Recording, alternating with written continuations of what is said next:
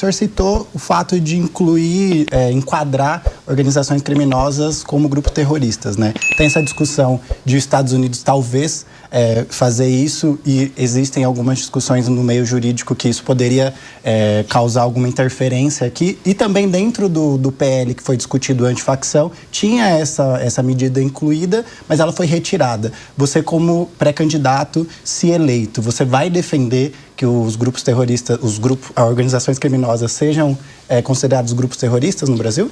Olha, eu defendo, assim, se ele vai ser qualificado como terrorista ou não, isso é mais um enquadramento marqueteiro. Para mim, eles têm que ser enquadrados como o inimigo. E o que é o inimigo? São figuras que fazem parte de gangues ou organizações que negam o Estado Democrático de Direito no Brasil, que fazem ocupação territorial, que cometem recorrentes violações aos direitos humanos. Essas organizações, que se parecem muito com organizações terroristas, elas têm que ter esse reconhecimento especial por parte do Estado brasileiro, porque o Estado brasileiro tem que enfrentá-las de uma maneira diferente. Eu não posso chegar para o cara que é o ladrão de galinha e dar a ele o mesmo tipo de tratamento que eu vou dar para um membro que está com um fuzil do Comando Vermelho ocupando uma favela. Ou um prefeito na cidade de Santa Quitéria, no Ceará, que faz basicamente um acordo com o Comando Vermelho e impede as pessoas de votarem em candidatos adversários, senão o Comando Vermelho bate na porta da casa dessa pessoa. O enquadramento jurídico para eles é diferente. Essas pessoas negam o Estado Democrático de Direito no Brasil. Se os Estados Unidos gostam ou não gostam disso, isso é problema dos Estados Unidos. Até porque esse interesse deles sobre isso é bem recente. E se os Estados Unidos quiserem ser parceiros da América Latina no enfrentamento ao crime organizado, dependendo da parceria, pode ser bem-vindo. Eu acho que o Brasil tem que retomar o próprio território, ou seja, retomar as pessoas que estão sob o comando do crime organizado e depois, reorganizando as próprias forças armadas e reorganizando as próprias contas públicas, se tornar uma força pacificadora da região. E, inclusive, impedir que os Estados Unidos façam isso. Quem tem que ser o grande líder político, quem tem que ser o macho alfa aqui da América do Sul é o Brasil. E esse é um papel nosso. A gente está permitindo, inclusive, que os Estados Unidos façam isso, o que pra gente é humilhante. Veja, você tem se destacado muito entre os jovens, né? Essa subida sua se deve, em muita medida, às ideias e tudo mais, mas também ao seu sucesso com o público jovem.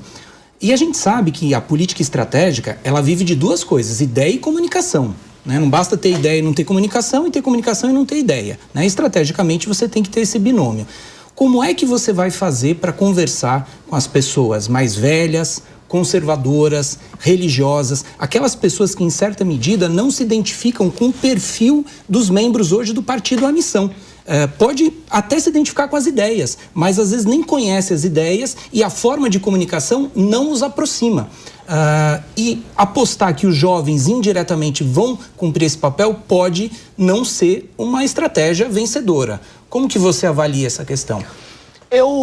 Quando eu decidi ser pré-candidato à presidência e conversei com o nosso time, eu falei muito com as pessoas, olha, a gente não dispõe de meios que permitam que a gente chegue nas pessoas de maneira clássica. Eu não tenho acesso à televisão como os candidatos grandes têm, eu não tenho o dinheiro para botar uma propaganda na televisão, para sair colocando outdoor por aí, eu não tenho nada. Eu sou um cara de classe média que vive num apartamento pequeno, que todo o dinheiro do trabalho que gero eu coloco no movimento e no próprio partido político, faço essas coisas ficarem de pé.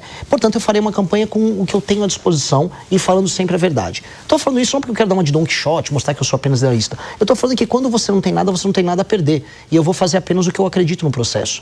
Naturalmente, isso ressoa entre os mais jovens. Agora, como você colocou, e eu concordo contigo, isso também representa os valores das pessoas mais velhas. Essas pessoas estão em bolhas cognitivas, bolhas de algoritmo nas redes sociais, diferentes das nossas. Também tem uma barreira de entrada que uma parte importante dessas pessoas acha que nós somos comunistas, porque nós somos de direita, mas não somos Bolsonaro. É natural. O problema é quando nossa mensagem chega. Eu sou o mais desconhecido dos pré-candidatos a presidente. A partir do momento que eu começar a chegar na casa das pessoas, como eu estou fazendo hoje agora aqui na Jovem Pan, quando eu vou nas rádios ao redor do Brasil, eu chego. E essas pessoas descobrem a mensagem e gostam. Então a resposta está em diminuir o desconhecimento, fazendo o que eu estou fazendo, que é rodando de carro Brasil.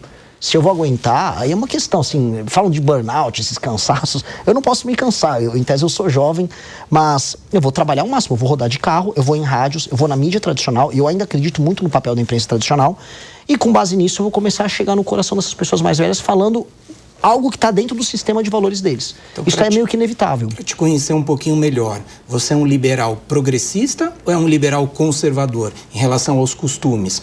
Ou não é nada disso? Eu sei, por exemplo, que você é católico. Pouquíssima gente sabe disso. De repente as pessoas não sabem disso. Às vezes a questão não é o conteúdo, mas a forma de comunicação. Então eu volto a perguntar, você é mais progressista ou mais conservador em relação à pauta de costumes? Eu sou uma pessoa de direita. Eu não gosto de me encaixar colocar nessas caixinhas. Eu sou um cara que tem uma banda de rock, que não gosta de andar todo arrumadinho.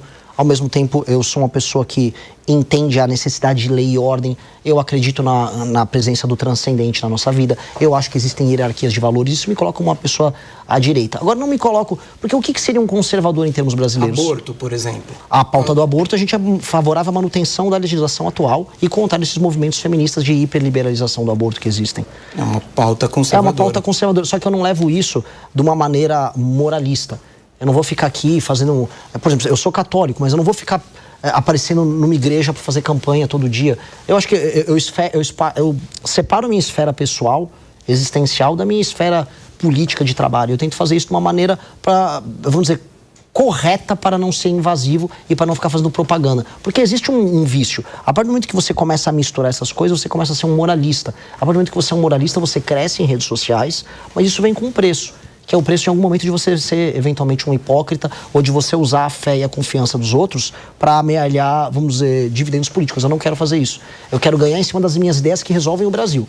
Que são ideias que podem ser colocadas à direita. Agora, nunca fui, não sou um progressista e nem o serei, assim. Esse é o meu jeito de ser. Você assistiu ao Legião da Missão. Para mais conteúdos da missão, siga o nosso canal e fique por dentro de tudo o que acontece no Partido Missão.